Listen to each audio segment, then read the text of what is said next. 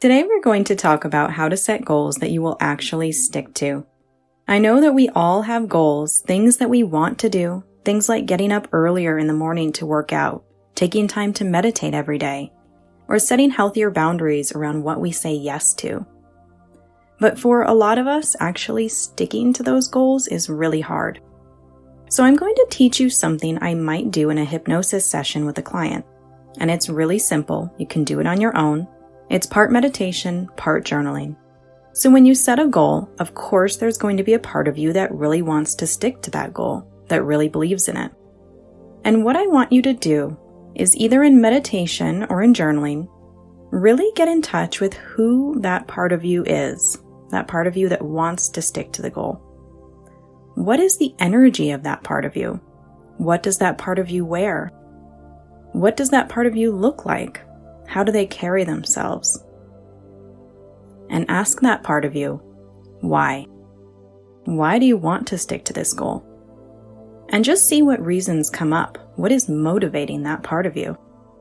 If you're journaling, write down all the reasons that this goal is important to you. Then what I want you to do is get in touch with the other part of you. The part of you that doesn't want to stick to this goal. The part of you that may be a little bit afraid or anxious. What is the energy of that part of you? What does that part of you wear? What does that part of you look like? How does that part of you carry yourself? And ask that part of you, why? Why don't you want to stick to this goal? What is holding you back? And then just listen. See what comes up there. If you're journaling, write it all down. Then what I want you to do is close your eyes and imagine having a conversation with these two parts of you. One of these parts is likely to be a little bit stronger.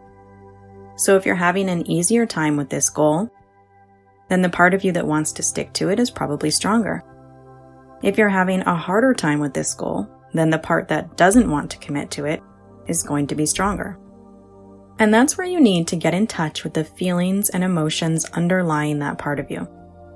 Here's where you want to check in with your body and notice where you're physically feeling the resistance to that goal. Whatever tension you're feeling in your body is going to help you to understand the resistance. Allow yourself to sit and breathe into that tension.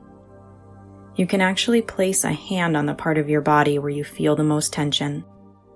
And imagine consciously releasing tension or softening your body with every exhale. Spend as much time as you would like sitting and breathing and simply allowing different thoughts and feelings to come up. What you'll notice is that your brain will start bringing up past experiences where you felt the same kind of tension in your body. What's actually happening when you try to commit to your goal is that your brain is feeling that tension in your body and relating your current goal to all of your past experiences where you felt that same way in your body. So as you continue to notice those experiences without getting caught up in them, but rather just continuing to breathe and soften your body, it allows you to gain some perspective on the resistance you're feeling and get a better sense of whether it's valid or just anxiety or fear that you can let go of. Some people will spend a few minutes doing this breath work, while others may need up to 45 minutes to really breathe through all the experiences their brain is associating with their current tension. There's no right or wrong here. You'll know when you're ready to move on to the next piece of this experience. In a session with someone, I might go a little bit deeper and do some healing work or inner child work with past experiences. But on your own, it's enough to just sit and notice what's coming up and then consciously release tension in your body. That gives your brain the signal that these past experiences are no longer things that your body needs to hold on to or that need to cause you emotional stress. So when you're ready for the next step, I want you to again imagine these two opposing parts of you having a conversation. This isn't a fight, but rather a dialogue between two parts of you so that you can come to an agreement about your goals. What you'll find is that the breath work you just did helps to calm down the resistance, so that part of you is more willing to explore your goals. And at the same time, you might find that the agreement you end up with is not the same as the goal you started with. For example, if your original goal was to meditate for an hour every day, you might find that these two parts of you eventually agree that an hour might not be realistic for you, and so you commit to starting with 10 minutes a day and an hour on Sundays. Then, and this is important, it also helps to agree to come back and check in with these parts of yourself again. So put this into your calendar and let these two parts of you know that in a month, you're going to do this same practice and see what they want to share with you then.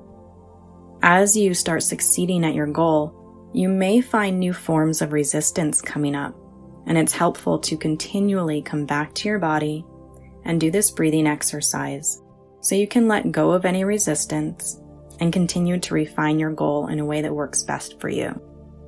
If you go and you do this practice, come back and leave a comment telling me what goal you eventually agreed on. Thanks for joining me for this tip. If this was helpful for you, make sure to give it a like. And if you want more tips and meditations, make sure to hit the subscribe button so that you'll be sure to get notifications every time I upload a new video.